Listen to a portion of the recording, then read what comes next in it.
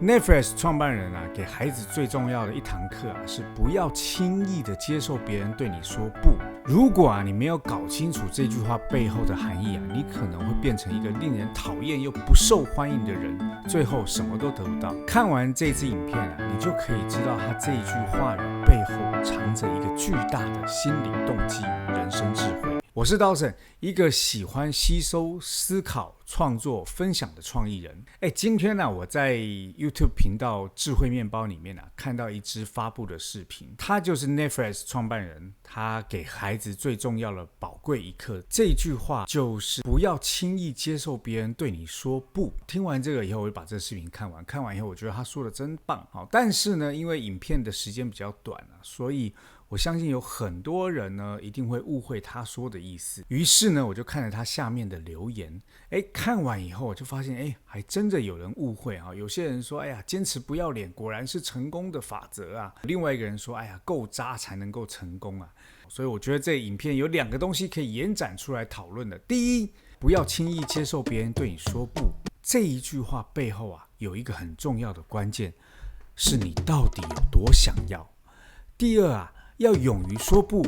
跟不要接受别人对你说不，这两个基本上是个冲突那这个东西到底谁对谁错呢？第一个，不要轻易接受别人对你说不从字面上的意义，你很可能会以为别人只要拒绝你，你就应该要反击，并且强烈的告诉别人不行，你不能对我说不，你一定要答应我的条件。其实它的背后真的不是这个意思我跟大家分享一个周杰伦的故事。当年周杰伦选秀失败，但因为他的作曲能力非常出众，所以被吴宗宪找进了公司当制作助理。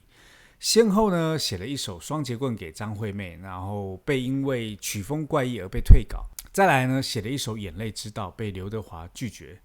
一而再再而三的碰壁其实让吴宗宪也是非常烦恼。但这个时候周杰伦还提出了说我要出专辑的需求。吴宗宪当时只是想出个难题，让周杰伦知难而退，就告诉他说好，10天之内你写出50首歌，我就让你出专辑。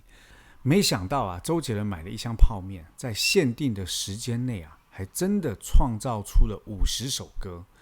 周杰伦的第一张专辑 J 就是这样出来的，而且席卷了华语音乐市场，奠定了周杰伦的时代。所以从这个故事就可以来印证 Netflix 创办人说的这句话背后的含义是什么。如果这个是我的梦想，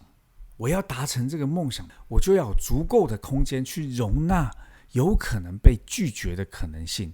而这个被拒绝的可能性呢，也就是说只是可能嘛。所以如果你真的想要达到目的重点是看你怎么去微调你的条件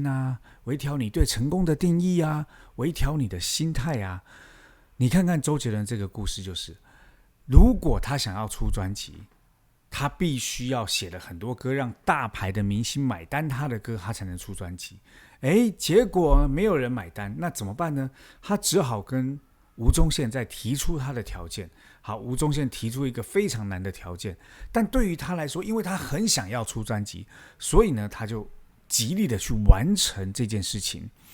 他想要成功的定义都是以这种背后制作人的方式出来，因为他改变了他的方法，微调了他的条件，微调了他对成功的定义，更重要是他微调了他的心态。如果今天他完成了吴宗宪的条件，他一样可以出专辑。所以从 Netflix 创办人的这一句话来看总结一句如果这真的是你的梦想，那看你有多想要，创造出来的谦逊的态度跟你愿意为这件事情付出的决心，都很有可能让这些本来不想帮助你的人愿意给你一次机会帮助你。你要知道很多时候对我们来说极为重要的目标，对别人来说可能只是举手之劳而已。关键就是为什么我们要把这机会给到你，看的就是你的态度，而态度决定你的行为，行为决定你的结果，而通常这个结果就是你的命运。第二个延展点勇于说不跟不要轻易接受别人对你说不。其实过去我们已经听过很多鸡汤语录当中提到勇于说不这件事情，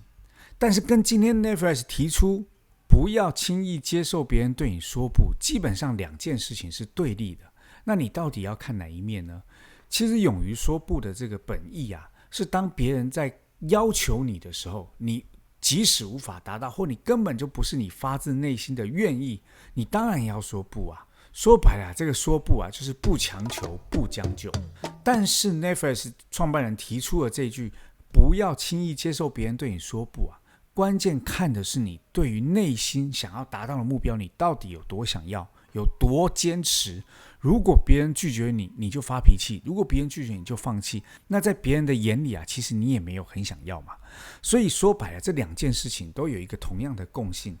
就是真实的面对自己的内心，听从自己内心的声音。你看嘛，一个就是听你的内心，如果你真的没有想要，你真的不想要，你要懂得拒绝；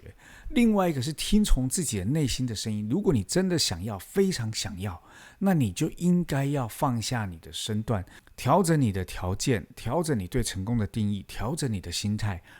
继续坚持下去，让人看到你的坚持。所以这两个的共性啊，说白了都是回归到自己内在的本质，而不是向外的去迎合别人或者是要求别人。我们从小啊就被教育要照顾别人的感受，这样才算是有家教。所以啊，遇到不懂的事情，听师长的就对了。